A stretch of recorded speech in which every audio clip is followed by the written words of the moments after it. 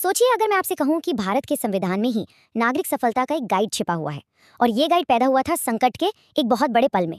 आज हम इसी गाइड के पन्ने पलटने वाले हैं। तो हमारी कहानी शुरू होती है साल 1975 से। ये एक ऐसा साल था जिसने भारत के संवैधानिक इतिहास को हमेशा हमेशा के लिए बदल दिया। और बस इसी एक ऐलान ने पूरे देश को हिला कर रख दिया था। यही वो पल था जब नागरिकों के अधिकारों पर उनकी जिम्मेदारियों के बारे में एक देशव्यापी बहस शुरू हो गई। तो चलिए इसमें थोड़ा और गहराई से उतरते हैं, ये समझने के लिए कि आखिर नागरिकों के लिए इस आचार संहिता, इस कोड ऑफ कंडक्ट की जरूरत क्यों महसूस हुई। हमें उस ऐतिहासिक माहौल को समझना होगा जिसमें ये बनी थी। ये 21 महीने उथल पुथल से भरे थे और इसी दौरान ये महसूस किया गया कि एक मजबूत डेमोक्रेसी सिर्फ अधिकारों पर नहीं चल सकती। नागरिकों को भी देश के प्रति अपने कर्तव्यों का, अपनी ड्यूटीज का एहसास होना चाहिए। इसी सोच ने, आप कह सकते हैं, कि अधिकारों और कर्तव्यों के बीच एक बैलेंस बनाने की नींव रखी। तो इस संकट के जवाब में संविधान में एक बिल्कुल नया चैप्टर जोड़ा गया। एक ऐसा चैप्टर जो हमें बताता है कि एक आदर्श नागरिक होने का मतलब क्या है। अच्छा, अब इस स्लाइड में ना एक बड़ी मजेदार बात है। सरदार स्वर्ण सिंह समिति ने असल में सिर्फ 8 कर्तव्यों की सिफारिश की थी, लेकिन जब 1976 में 42वां संशोधन पास हुआ तो 10 कर्तव्यों को शामिल किया गया। ये दिखाता है कि उस समय इस विचार को कितना जरूरी माना गया था। तो ये टाइमलाइन साफ साफ दिखाती है कि ये कोई एक रात का फैसला नहीं था। इमरजेंसी की घोषणा से लेकर 11वें कर्तव्य के जुड़ने तक ये हमारे संविधान के विकास की एक पूरी यात्रा है जो देश की जरूरतों के हिसाब से खुद को ढालती रही है। तो चलिए अब इस गाइड के मेन चैप्टर्स यानी हमारे 11 मौलिक कर्तव्यों पर नजर डालते हैं और हाँ, उन्हें याद रखने का एक आसान तरीका भी जानते हैं।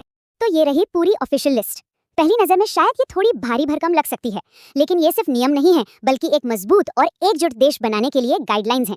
और चिंता मत कीजिए, इन्हें याद रखने के लिए हमारे पास एक ट्रिक है। इन कर्तव्यों को आसानी से समझने और याद रखने के लिए हम एक सिंपल ABC गाइड का इस्तेमाल करेंगे। ये इन्हें काफी सरल और यादगार बना देगा। चलिए शुरू करते हैं। चलिए फटाफट देखते हैं। A से एंथम यानी संविधान और राष्ट्रीय प्रतीकों का सम्मान। B से बापू जो हमें स्वतंत्रता संग्राम के महान आदर्शों की याद दिलाता है। और C से कंट्रीज यूनिटी यानी देश की एकता और अखंडता की रक्षा करना। सिलसिला आगे बढ़ता है। D से डिफेंस यानी देश की रक्षा के लिए हमेशा तैयार रहना। E से इक्वालिटी मतलब सभी के बीच भाईचारा बढ़ाना। और F से हमारी शानदार यानी फैंसी कल्चर जिसका हमें सम्मान और संरक्षण करना है। फिर आता है G से ग्रीन मतलब हमारे पर्यावरण के लिए। H से ह्यूमैनिटी यानी साइंटिफिक सोच और मानवतावाद को अपनाना। और I से इंडियाज प्रॉपर्टी जिसका मतलब है कि पब्लिक प्रॉपर्टी को सुरक्षित रखना और हिंसा से दूर रहना। और आखिर में J से जॉइंट एक्टिविटी यानी चाहे अकेले हो या ग्रुप में हमेशा बेहतरीन करने की कोशिश करना। और K से किड्स एजुकेशन जो 2002 में जोड़ा गया 11वां कर्तव्य है।